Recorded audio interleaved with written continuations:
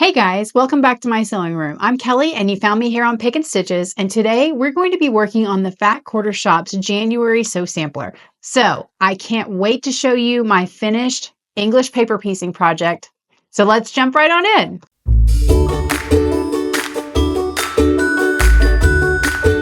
Okay, guys, spoiler alert, I actually sewed this pattern instead of doing the English paper piecing. I'm definitely going to give that one a try, but I wanted to do the Fresh Start pattern to get something on the books kind of quickly, and the EPP project is something that's probably going to take me a month or so, a couple months to get into. Totally depends on how many kid activities I have to go sit and wait in the car in.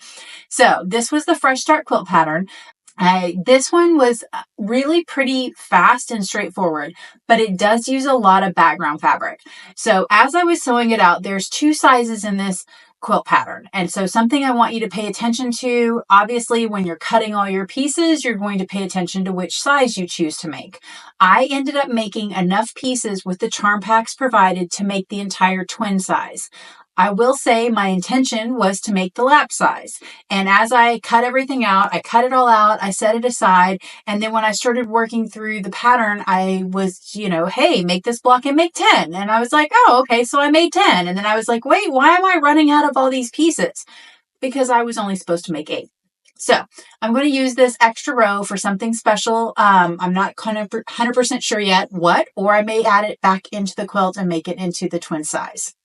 The biggest tip I have for you is if you want to go easy on yourself, that you might try making, instead of the big 9 and 7/8 inch squares and then cutting those into triangles, I actually went with 10-inch squares and then cut those into triangles. Granted, it's only, 1/8 of an inch, but it just gives a little bit more margin when you go to put your blocks together. So your corners are kind of floating and you don't have to fiddle with them quite as much.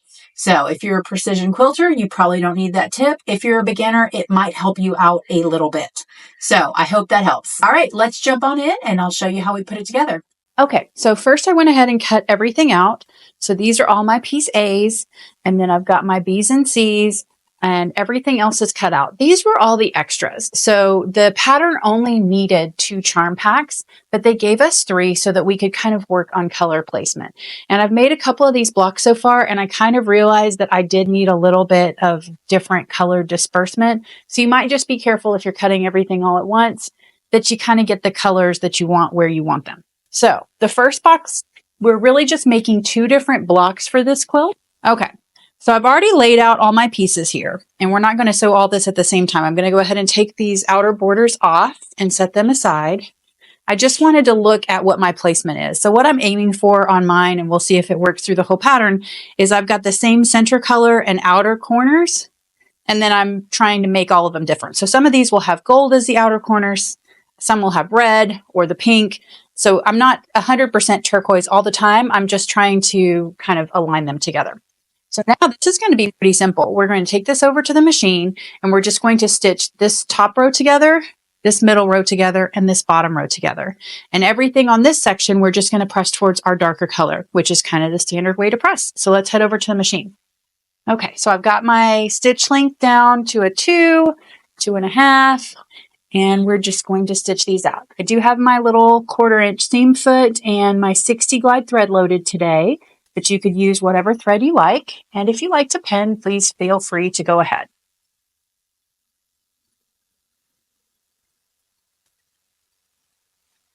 And I like to just do the middle row onto the left-hand row all the way down.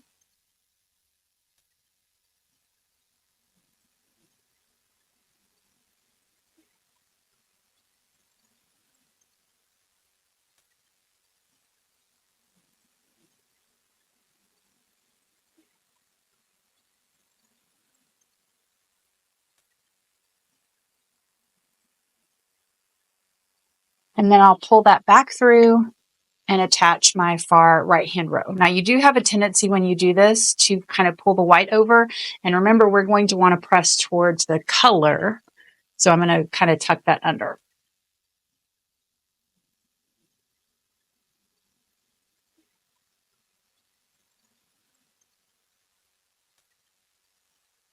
Here we're going to press towards the color, so that'll be easy.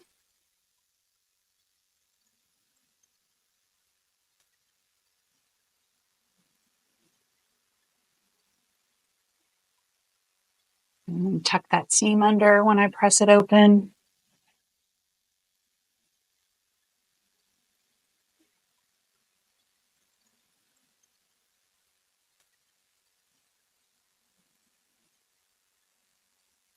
Okay, let's head to the iron.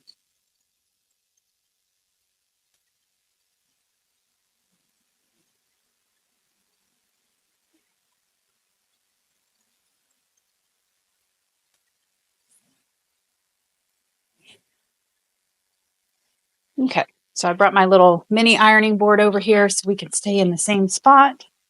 And I'm going to set those seams and then press towards my color.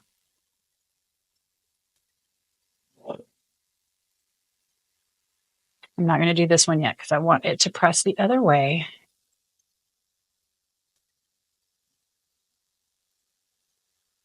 All right.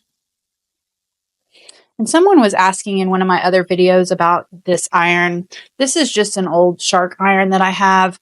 My Aliso, because it moves up and down, won't stay down when I'm making binding. And so I often will switch to that iron if I'm making binding, and then I just haven't switched back. I like to put them away dry without any water in them.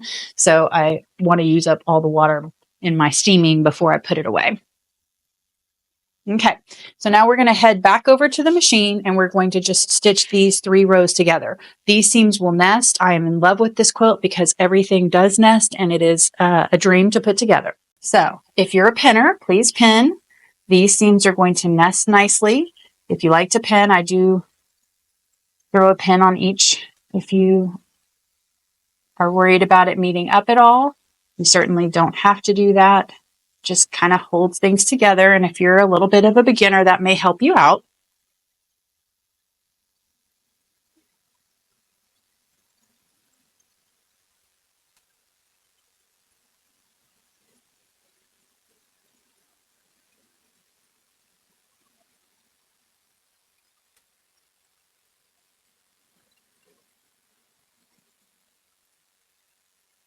And we'll just flip that open and do the other side.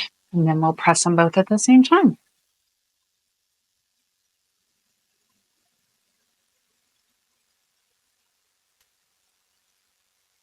So this is going to be a really fast quilt, you guys.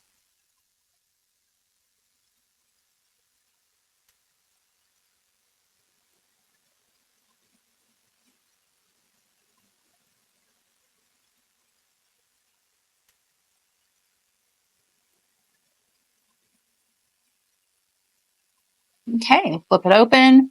Make sure that we like how all those seams came together, and then we'll go press it.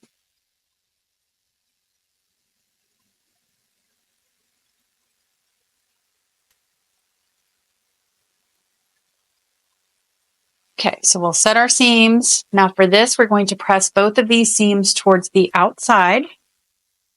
So that can get a little bit tricky when everything's touching like this. So sometimes I find it's best just to hold it down and give it a little press with my fingers before I get the iron in there.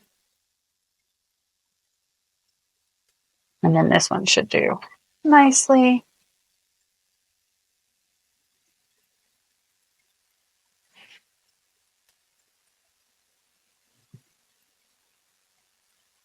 All right, we'll throw this under the clapper for just a quick minute. And I'll talk to you about the other outside portions that we're going to be doing. So we're basically going to build around that outer point.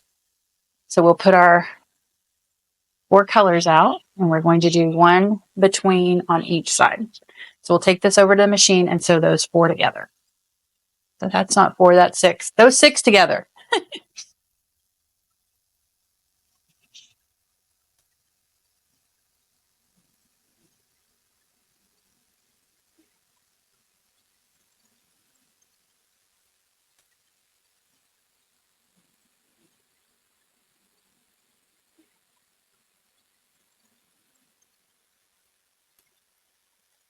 Okay, and we'll sew our other sides.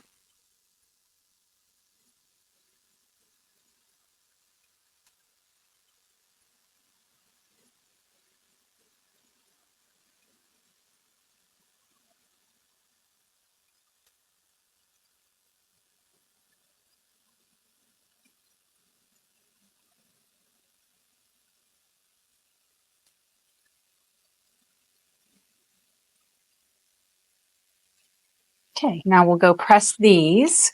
These are actually going to get pressed towards the white, which is a little bit less typical, but that's okay. Okay, so now we're going to just press these towards the white on both sides, which is a little bit less typical, but that's okay.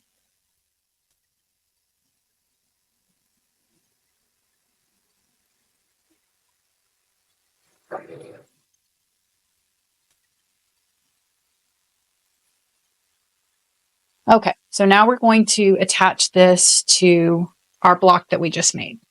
So actually, nope, I skipped a step. First, we're going to attach the single whites onto each side, and then we'll come back and attach these. So let's head over to the machine and do this.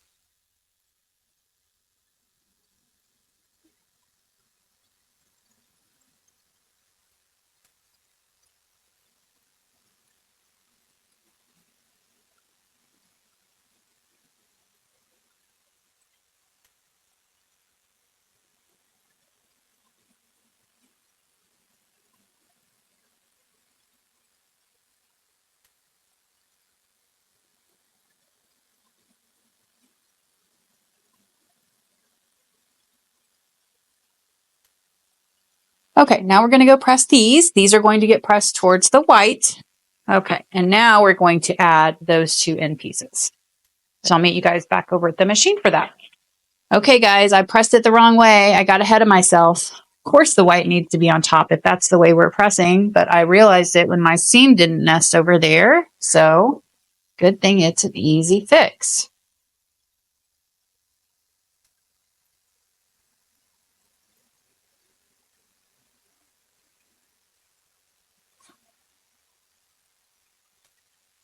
I do love this block because it does nest and is so quick and easy to come together.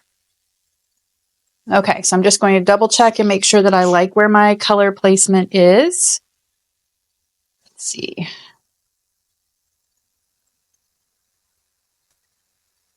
I think that looks nice. So we'll just throw a couple pins in it so that when I get over the machine, I can just sew down both sides. Hey guys, I forgot to swap camera angles there. So this sewed on really nice and easy. Now we're just going to press towards our outside again. And this is an optional place to stop. If you didn't want to put these blocks on point, I think that this is a fun, cute block shape as it is.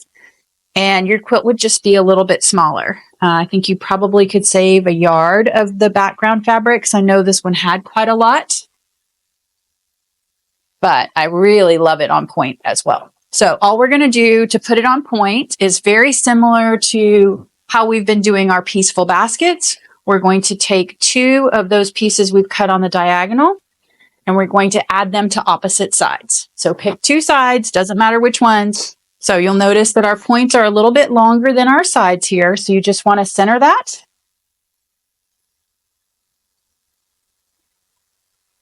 I'm going to go ahead and pin today, you guys. I haven't stabbed myself enough this week. That way I can do both sides and then come over here and iron once. So again, I'm going to center it. So you'll have those little corners that are kind of hanging off. That's okay. We expect that. We'll trim that up in a minute. Okay, so let's head to the machine.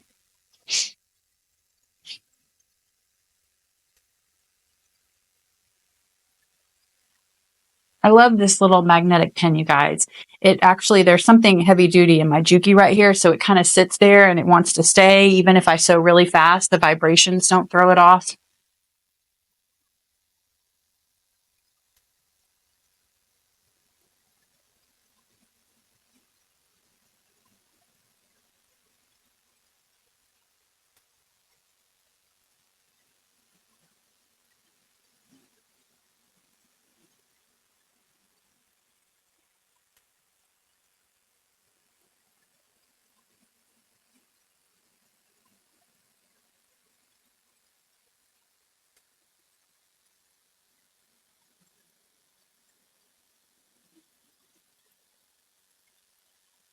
Okay, so we'll go press. All right, so we'll press this out. So this is going to be a really big block, you guys. When we're all said and done, it's going to be 17.5 by 17.5. And if you stopped without this outer portion, you've got your standard kind of 12.5-inch blocks that are more typical. I say more typical. I feel like I've sewn a lot of really big blocks this year. Okay, so we're just going to trim off these dog ears. Grab your favorite scissors. And there's only 10 of these in this whole quilt, you guys. I just think that this is going to come together super fast, and it's really pretty. It's kind of almost reminiscent of some of those chandelier quilts, I think. And it looks more complicated than it truly is. I mean, that's the story of our life, right? Unless you're sewing one of those quilts that really is super complicated.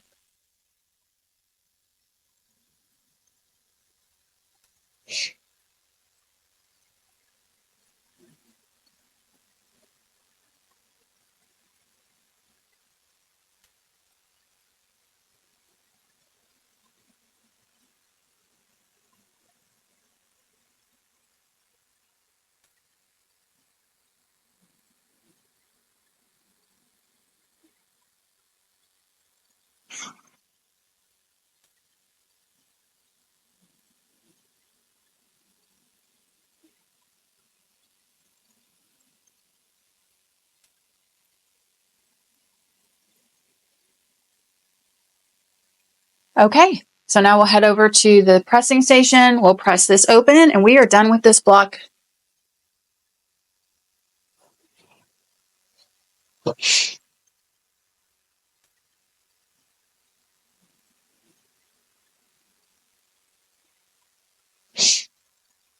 Okay, so then we'll take our block. We're going to trim it to 17.5 by 17.5, and we'll make 9 of these, and then we'll move over to our other block pattern.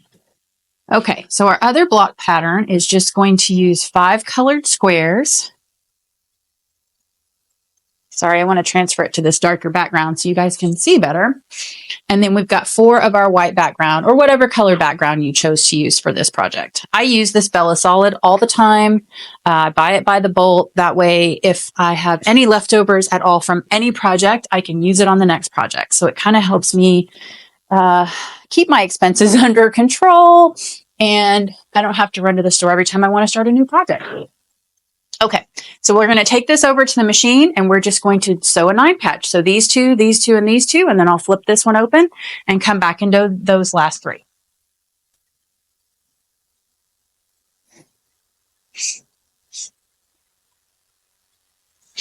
So my upper left and middle.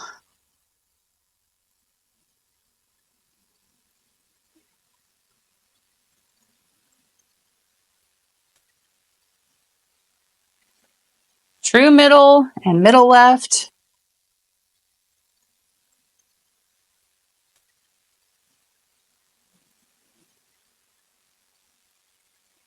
And I am chaining between each 2. I'm not cutting. I'm letting a couple extra stitches so that I have some room for the next part.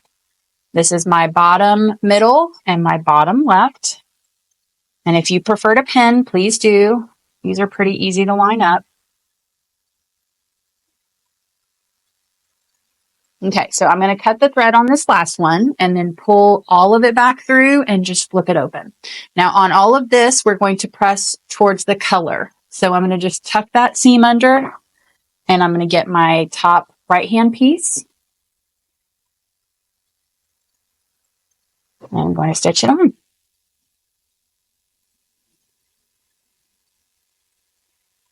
And we're going to press towards the color. So when I fold this over, I want to make sure my seam is going with my color. Not that it's a huge deal, it just makes it easier when you actually go to press it.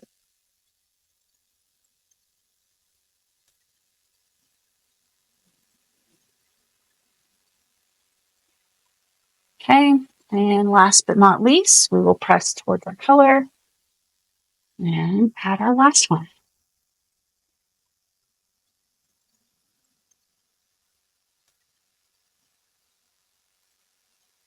Okay, now we'll cut our thread and go press these all together. And then sometimes if these are chained and that's hard for you to manage, you can go ahead and break them apart. I just like that it keeps everything organized. So no matter what, I don't accidentally get the wrong row in the wrong order. So you can also press these from the back. I just want to see what I'm working with here.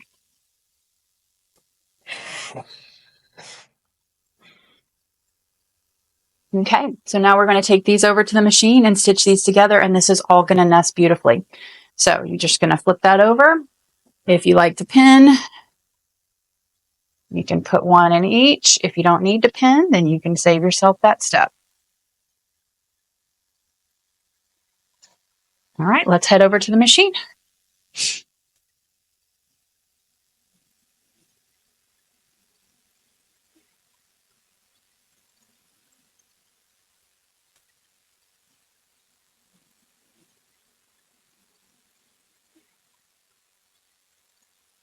And then we'll flip this over and do our other corners.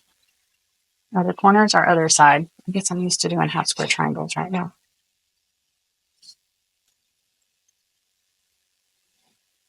Okay. There we go.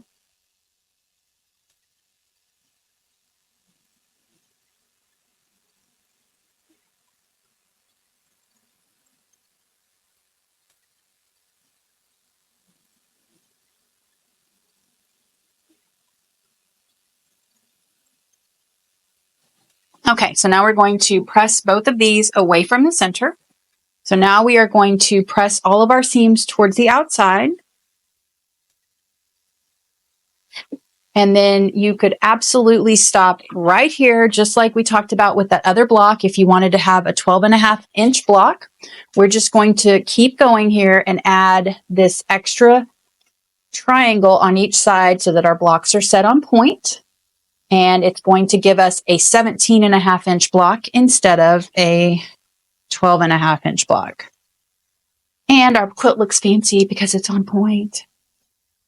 But if you wanted to save a little bit of background fabric or maybe make this quilt a little smaller, you might try that. Okay. And I finally did go get myself another pin cushion, so I don't have to keep dragging that one back and forth. Let's head to the machine. Okay. So we'll just put our 1/4-inch seam.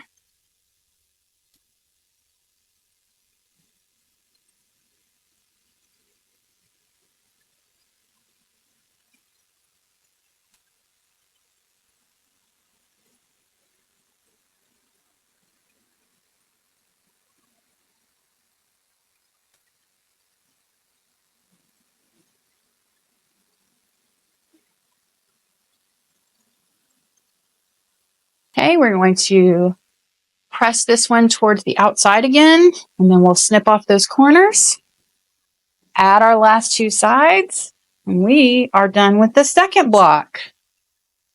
And you're only going to need 10 of this one as well. So we've already done 2 of 20.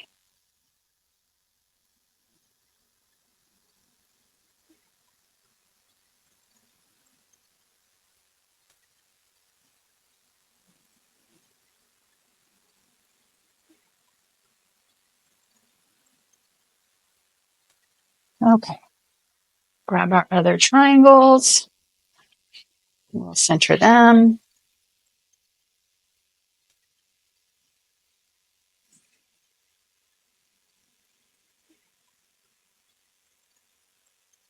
And I'm only pinning so that I can keep all this on camera for you guys. Probably when I get to making the other 8 or 9 of each of these patterns, we'll just go ahead and kind of chain piece them over at the machine.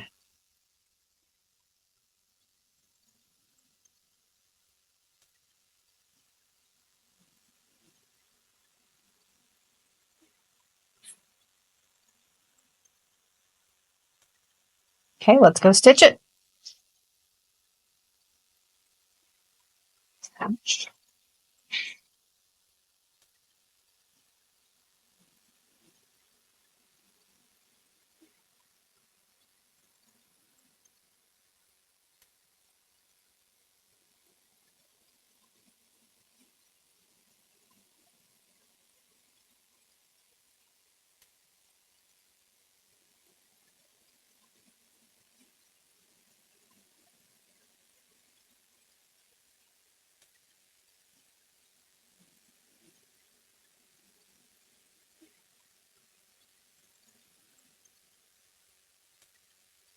So we'll take this over here, set our seam, press it open, and you are finished with block number 2.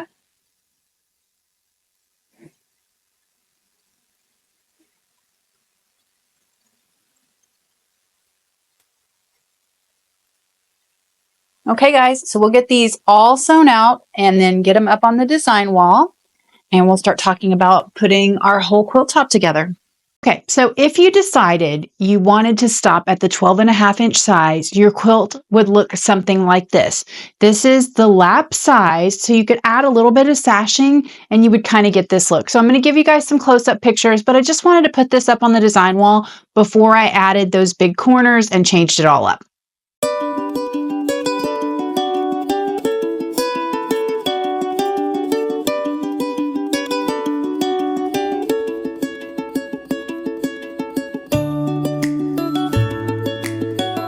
I don't know, guys. You think this is big enough? This thing is huge. It's taking up my entire design wall, which, by the way, is 8 feet wide. I cut it a little bit shorter so that it could fit and not cover up my outlet on the bottom, but this thing is really large. So the lap quilt is 72 by 72, which is really big. That's a big lap quilt. This is 82 by 72. 82 by 72, is that right? 89 by 72. So this is a mammoth quilt. I wanted to get it all up on the design wall so that you can see it. I did make it with those 3 charm packs. I do have a couple extra pieces, not just a ton. I didn't use most of the creams, so I have several of those. And then I have a couple extra squares because I was kind of using those to figure out how I wanted to do my color placement. So if you make this, this is going to be quite large. It's still the 72-inch width, so I can still fit that on my long arm, I think, fingers crossed. But I haven't totally decided if I'm going to do it that way or not. I might just do the 4x4 and save that last strip over on the far side, that 5th strip of 4. And I may put that on the back in the middle because this is going to require quite a lot of fabric. It says 4 5/8 yards for the backing if you're doing it regular for the lap quilt. For the bigger one, you need 5 5/8 yards. So this may be able to kind of help me break it up. I don't know. I haven't totally decided, but I'm going to go ahead and piece the 4x4 section. So all I'm going to do is connect this column all into one strip, into one strip, into one strip, all the way down as we go. It's still pretty large here. I have gone ahead and sewn all the rows together, and I think what I'm going to do is sew 4 rows together. So I'm going to make my 4x4. I'm going to reserve that last row until I pick my backing and my binding, and I really know exactly what I want to do with it. But then I have the majority of the quilt top done. And I really am liking that decision to go ahead and make my squares at the beginning, that full 10 inches instead of the 9 7/8, because it's just making my corners kind of float, and it will definitely make it easier to piece your rows together and not have anything be super sensitive to that 1/4 inch. So I hope that tip helps. So now we're going to go back and I'm going to sew the first 2 rows together, the second 2 rows together, and then I'll take that whole thing and sandwich it together. So we'll do these 2 together and these 2 together, and then I'll come back and sew this last seam. And I'm just going to leave this guy over there by itself until I decide exactly how I'm going to handle this. Okay, so I've got my first 2 sewn together, and then my 3rd and 4th sewn together. Pardon them for being a little lower on the wall. It's starting to make my shoulder hurt putting them up and down. So now I'm just going to sew that final seam right down the middle between these 2 and those 2. Okay, guys, I think this is our finished quilt top. This is quite large. I definitely liked having the floating corners with using that 10-inch squares instead of the 9 7/8. And I even had a thought that this last section of extra charm packs that I used to make those last 4, you could even make that into a table runner pretty easily. Hey guys, that's a wrap on this month's Sew Sampler. I hope you've enjoyed sewing it out with me. If you do, definitely hit that like and subscribe button. It helps me out a ton. And I'd love to see your quilts as you're getting them together over on our Facebook group. Until then, I will see you next time.